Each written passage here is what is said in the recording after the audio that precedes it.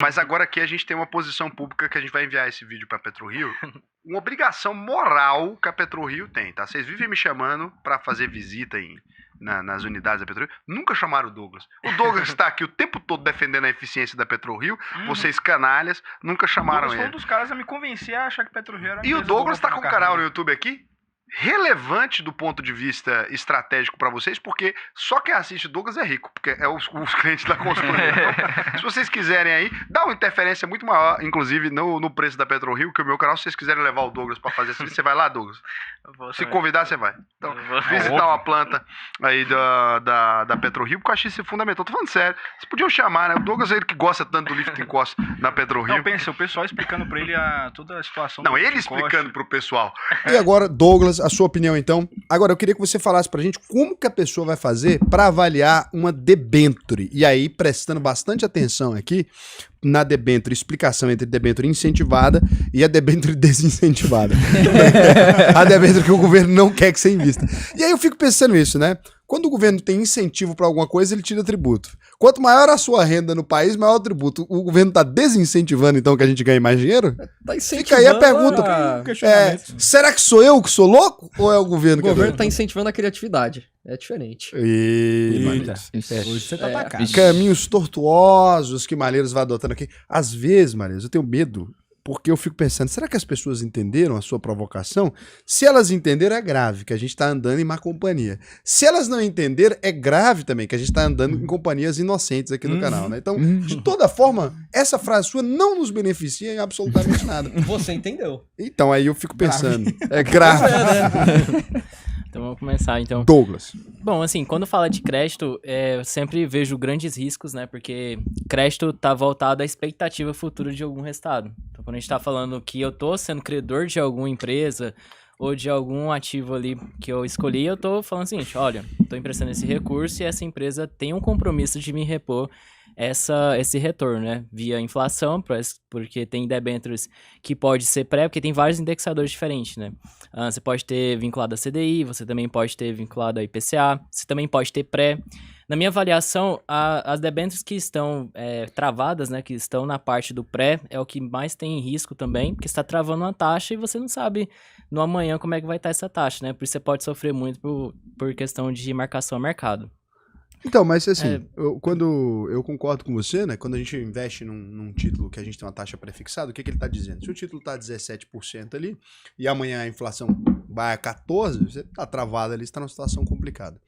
Só que apesar de a economia brasileira, a gente dizer que a economia brasileira é imprevisível, quando você pega a série histórica nossa de 30 anos ali, que é um número legal, desde o Plano Real, a gente não foge muita coisa, né? A gente já chegou a ter uma Selic de 20%, óbvio, mas assim, em cenários muito específicos, a gente chegou a ter Selic no início do Plano Real. Porque precisava depois fazer. que ele estabilizou, a gente não tem uma grande volatilidade. E a gente também, apesar da gente olhar, né, para o governo brasileiro, isso aqui é uma questão que é ruim falar isso aqui em público, porque o pessoal não entende de política econômica e acha que a gente está falando sobre quem é mais bonito, quem tem o melhor penteado, né? Mas se a gente observar as diferenças entre todos os nossos presidentes desde a redemocratização, então vamos considerar aí, depois então, vamos só eliminar o Collor e manter o Itamar Franco, se a gente olhar todos eles, a política econômica, desde que o tripé macroeconômico foi criado, é mais ou menos a mesma coisa, né? Não dá pra gente dizer que trocou o ministro da Fazenda, tem uma grande diferença, assim. Você fala assim, ó, se a gente tiver que pegar as medidas do Haddad, do Paulo Guedes, do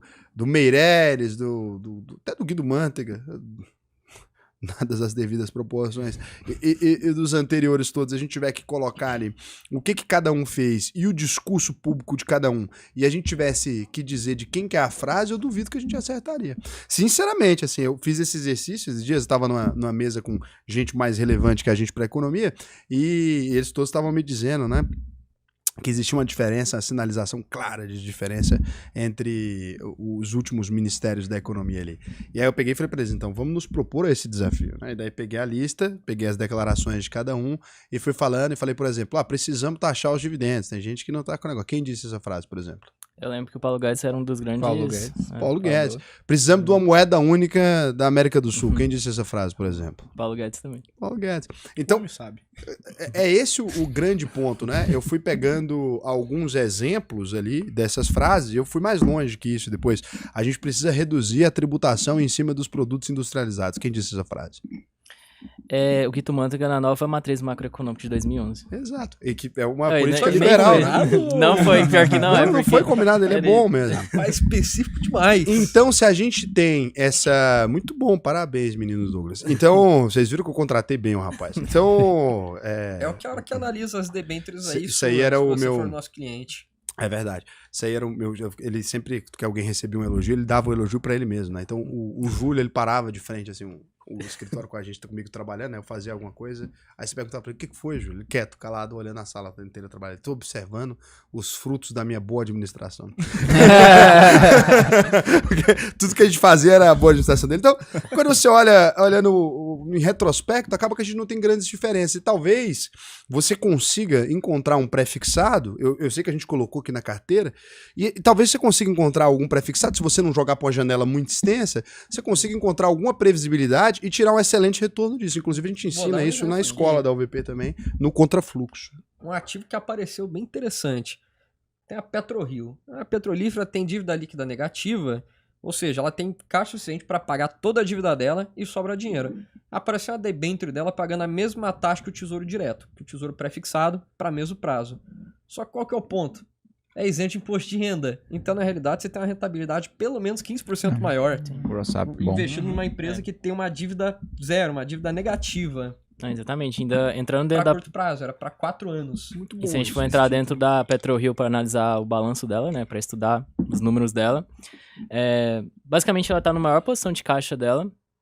Também ela tem um lifting cost um dos menores do setor de petróleo, que é o custo da extração do O Douglas é petróleo. muito feliz com o lifting cost da E- Petrolina. O Todo RI... soco ele fala. Não, mas agora aqui a gente tem uma posição pública que a gente vai enviar esse vídeo pra PetroRio. Uma obrigação moral que a PetroRio tem, tá? Vocês vivem me chamando pra fazer visita nas unidades da PetroRio. Nunca chamaram o Douglas. O Douglas está aqui o tempo todo defendendo a eficiência da PetroRio. Vocês canalhas nunca chamaram Douglas foi um ele. dos caras a me convencer a achar que PetroRio era uma E o empresa Douglas boa tá pra com um carreira. canal no YouTube aqui relevante do ponto de vista estratégico pra vocês, porque só quem assiste Douglas é rico, porque é os clientes da consultoria. Então, se vocês quiserem aí, dá uma interferência muito maior, inclusive no preço da PetroRio, que o meu canal, se vocês quiserem levar o Douglas pra fazer isso, você vai lá, Douglas.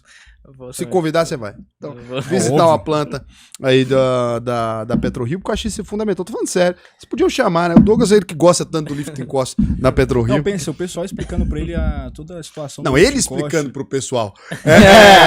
Para! Eu entendi seu lifting cost. É por causa disso quem daqui, ó. dentro da PetroRio, quem dentro Sabe da mais da PetroRio, PetroRio do que o sabe Douglas. mais da PetroRio que o Não Douglas. Eu tem. duvido você Não botar tem. ele no board de diretoria, Aham. que ele Ele humilha explicando por os que eles diretores. estão com caixa elevado. Não, vocês vão Fora fazer o investimento pessoal da agora, área comprar técnica, posto. chão de fábrica, aquilo ali sabe mais que ele, que isso aí só sabe ler número. Igual o pessoal o dono da empresa, os sócios majoritários, etc. Agora, fora o chão de fábrica, se botar ele no board, ele samba na cara deles. Samba. Vai lá.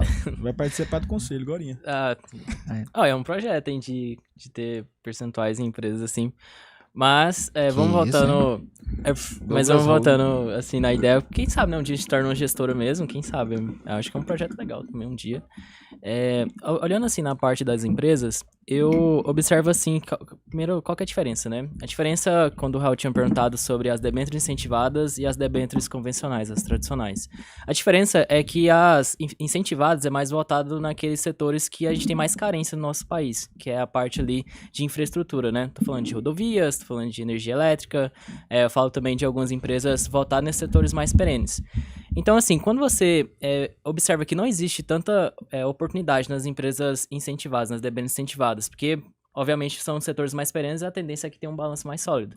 E você vai escolher setores ali voltados às debêntures convencionais, eu acho importante você analisar primeiro a economia ao todo. Tem até uma estratégia que chama top-down, que ela pega a análise da economia de cima para baixo.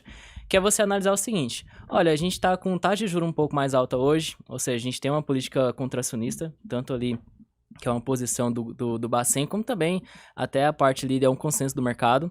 A gente tem uma elevação das taxas de juros e a gente tem um dólar também ao longo do tempo também está sendo apreciado em relação ao real. Tudo bem que agora ele caiu no curto prazo, mas a tendência ao longo do tempo é o dólar se valorizar.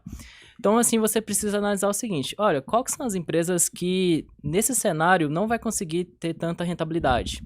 A gente pode colocar muitas empresas que fazem debêntures, né? Porque debêntures convencionais pegam todos os setores. Setores de varejo, você tem também alguns setores, às vezes empresas que são até exportadoras, mas o balanço não é tão sólido. Então, aí você já começa a analisar muito ali a parte dos indicadores de endividamento, né? Eu, particularmente, gosto muito da liquidez corrente. E depois a liquidez seca, que você tira o estoque dentro da composição ali da forma da liquidez corrente. Muito bom. Porque quando a gente está falando de liquidez, a gente está falando do quanto a empresa tem de caixa, ou seja, aqueles ativos mais líquidos, né? Caixa, contas a receber e às vezes você tem aplicações financeiras também. Então a liquidez seca, acima de 1, quer dizer que a empresa, pelo menos no curto prazo, até no encerramento do resultado social dos últimos 12 meses, ela tem capacidade de pagar as suas obrigações de curto prazo. E além disso, eu gosto também de analisar muito a parte de plano de amortização da dívida. Porque, por exemplo, uma vez eu estava até com uma reunião com um cliente e ele falou de jeito, poxa, Douglas, mas essa empresa aqui tem um endividamento um pouco alto, por que você escolheu essa empresa para minha composição da carteira, né? Eu falei assim, olha, acho que a gente tem que analisar o seguinte, a dívida dessa empresa, a alavancagem dela tá alta, era até a Lupar mesmo, que trabalha um pouco com alavancagem. Só que ela é uma empresa de um setor perene, de energia, transmissora. O custo da dívida dela não é tão alto, se a gente for pegar IPCA mais 6, IPCA mais 7, mas considerando a captação hoje é quase normal essa dívida. E ela tem um prazo de amortização longo, então você já tem caixa com capacidade de pagar essas obrigações de forma tranquila. Então, além dela ter a geração de caixa dela e as margens altas, ela também consegue cumprir com as suas obrigações com seus credores. Isso aí ela tem dá pra falar um ciclo virtuoso, na realidade. A gente também tem o mesmo Porque caso. essas empresas de energia, como operam contratos muito longos, tem essas concessões que duram décadas, tem muita previsibilidade de receita. Então você vê, ó, eu posso emprestar dinheiro para aquela empresa que é extremamente segura, né, tem um risco de crédito muito baixo e 600 de imposto de renda. Uma empresa dessa consegue captar dinheiro com o mercado muito fácil, né? E se você já tá ganhando uma grana acima de R$ 4.500 por mês e quer aprender a investir, o que eu vou te recomendar? Acesse aí alvp.com.br, clica aqui no botão faça a sua análise de perfil, preencha o questionário até o final. Se você for aprovado, né, aqui para participar da UVP, você vai assistir suas aulas comigo, que para mim vai ser um prazer te ensinar a investir no Brasil e no mundo inteiro. Só se você ganha mais de R$ 4.500 por mês. Se você ganha menos, não adianta. Por quê? Porque a UVP te dá acesso a uma plataforma exclusiva de investimentos, né, com investimentos que só são oferecidos para clientes que têm mais de 10 milhões de reais. A gente é hoje também a consultoria top 1 do Brasil, vinculada ao maior banco de investimentos da América Latina, que é o BTG Pactual. Então a gente tem lá geopolítica, formação de investimentos mesmo. A gente já formou mais de 50 mil pessoas. Só de placas de alunos nossos que se tornaram milionários, a gente entregou mais de 1.000. E como é que você sabe que a UVP funciona num mundo de tanta ferramenta gerada, de tanta coisa gerada a partir do nada? A certeza que você tem é que se você concluir a UVP até o final, pode fazer todas as aulas gratuitamente. Chegou ao final, você não aprendeu a investir, a gente devolve 100% do seu dinheiro. Pode pesquisar, Reclame Aqui, Juros Brasil, se fosse mentira, a gente não estaria aqui. Por quê? Porque você simplesmente poderia fazer a UVP e falar, Raul, eu não aprendi a investir e pegar o dinheiro de volta, ou se a gente não te devolver, você me processa. Ganhou de graça 10 mil reais. Investimento melhor que esse não tem, né? E você vai perceber, se você buscar pela UVP, que a gente nunca teve nenhum processo. Só quem processa a gente é corretora safada, porque perde dinheiro com as coisas que a gente ensina. Então eu recomendo que você vá lá e faça o seu cadastro. Se você for aprovado, não é todo mundo que é aprovado, vai ser um prazer para mim te ensinar a investir aí.